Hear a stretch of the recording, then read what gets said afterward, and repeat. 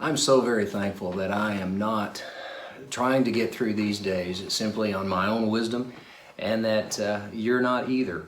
It's my hope that not only are you drawing from the wisdom that God gives us in His Word, but that you're also drawing on the wisdom that you've gained through the years, and even going back and finding out things that perhaps you'd forgotten that are so very helpful, that are truly connecting you to God and to His people and to all of the things that are helpful during these times of crises.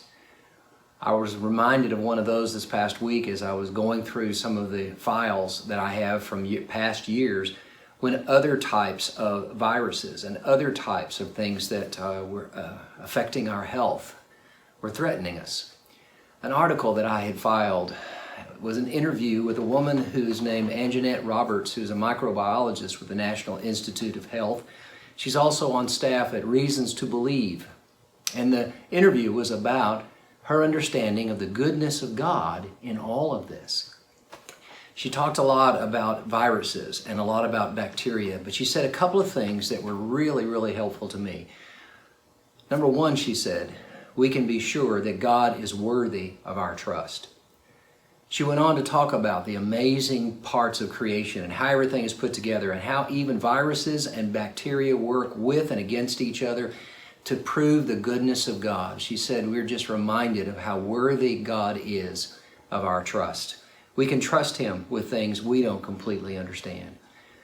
And then also she said, secondly, we should all remember that our lives are never as small as the adversity we face.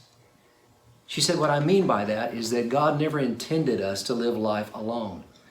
He never intended us to face the things that we would face by ourselves. He intended us to live with Him and with others, to live in community as such. And so you and I are finding out that not only is it helpful to get out, to see other people, to talk with other people, even if by the internet, but we're also finding the joy of the community and the grace and the walk with God that we have.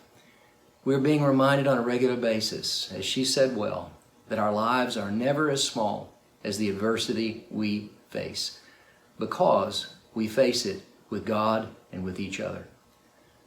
Let me remind you, as you go through the Word of God and as you study on a daily basis, how helpful the Psalms are.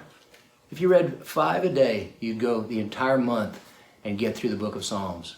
But to hear Psalms like Psalm 100 verse 5, that the Lord is good, that His mercy endures forever, and His truth is everlasting. May you find grace and find hope in these words of God and in our relationship with Him and with each other.